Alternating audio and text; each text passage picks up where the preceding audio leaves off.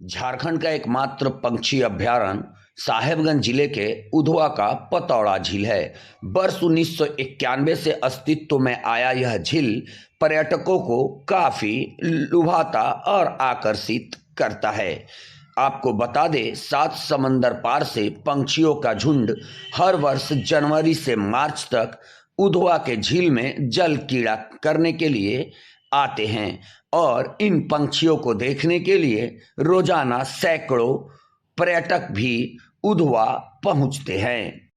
झील में वन विभाग की ओर से नाव की व्यवस्था की गई है, जिससे सैलानी पूरे झील में घूमकर विदेशी पंछियों के जल क्रीड़ा का साक्षी बनते हैं।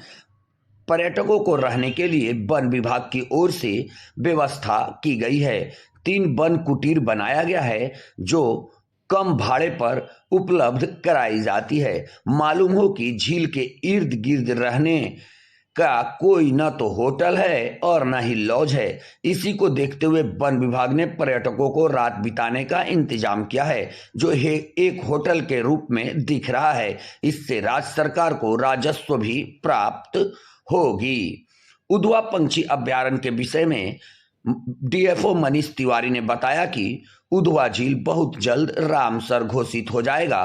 पहचान राष्ट्रीय स्तर पर होगी। सजाने का काम किया जा रहा है। पर्यटकों को बेहतर सुविधा दी जा सके, इस पर वन विभाग काम कर रहा है। इन दिनों झील में विदेशी पंछी गरुड़ भी पहुंचा है। वन विभाग के कर्मी के अनुसार किए जा रहे सर्वे में इस वर्ष 34 गरुड़ को जल क्रीड़ा करते देखा गया है। पिछले वर्ष 32 गरुड़ आए थे। सर्वे में विभाग की ओर से 4 अदद टेलीस्कोप का सहारा लिया जा रहा है। झील में आने वाले पंछी मेहमान की गणना भी किया गया है, क्योंकि 2 फरवरी को राष्ट्रीय आर्द्रा दिवस के मौके पर उधवा झील को रामसागर घोषित किया गया। इसको लेकर भी जिले में कार्यक्रम करके लोगों को जानकारी है। ये झारखंड का एकमात्र पक्षी विहार है जो कि साहेबगंज जिले में अवस्थित है। और इस यहाँ पर अभी जो ठंड के समय में, जो कि सबसे इसका अनुकूल समय है, उस समय में करीब करीब 20,000 पक्षी जो हैं इस बार विजिट कर रहे हैं। उधवा पक्षी विहार मेनली 3 जो झील है उनको मिलाकर बना है, जिसमें कि पतौड़ा है, बरहेल झील है और एक पीट लैंड है, वो उसका नाम पुरुलिया है। ये तीनों को मिला करके, तीनों में अच्छे खासे तादाद में पक्षी हैं। किसी में 5,000, किसी में 10,000 और किसी में 6-7 हज़ार के लगभग में हैं। तो कुल मिला करके 18 से 20,000 के लगभग में पक्षी अभी इन तीनों झीलों के आसपास और उसमें निवास कर रहे हैं।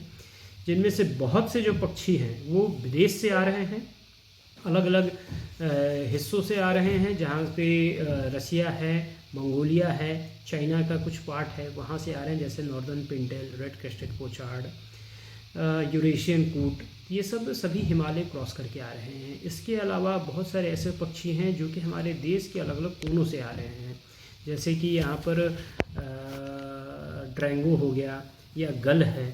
ये सब देश के ही अलग अलग हिस्सों से आ रहे हैं। तो बहुत से पक्षी अभी आपको यहाँ पे देखने के लिए मिल जाएंगे।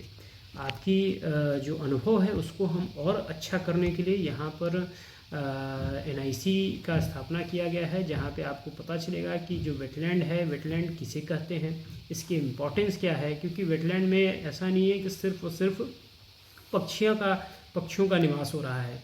यहाँ पर अगर हम बताएं तो झील के जो पानी के नीचे करीब करीब 70 प्रजाति के पौधे हैं, जो आपको जब झील में आप जाएंगे तो उसको आप देखेंगे कि 70 प्रजाति के पौधे जो हैं झील के पानी जो है, पानी के सतह के नीचे वो निवास करते हैं। और उन झील के जो नीचे जो पानी है, उस पानी में करीब करीब 35 तरह की मछलियां हैं। इन मछलियों को भी जो मर गई हैं, सूख गई हैं, वो जो हमारा प्रकृति परिचय केंद्र है, जो NIC है, वहाँ पर रखे गए हैं, जिसको आप देख सकते हैं कि मछलियाँ कैसी होती हैं। इसके अलावा बहुत से जो मैमल्स हैं, आप पनबिलाव जिसको कहते हैं, फिशिंग कैट जो कि काफ़ी रेयर है, टाइगर से भी जिनकी संख्या कम है और प्रोटेक्शन ज़्यादा है, उनको भी वहाँ पे देखा गया है।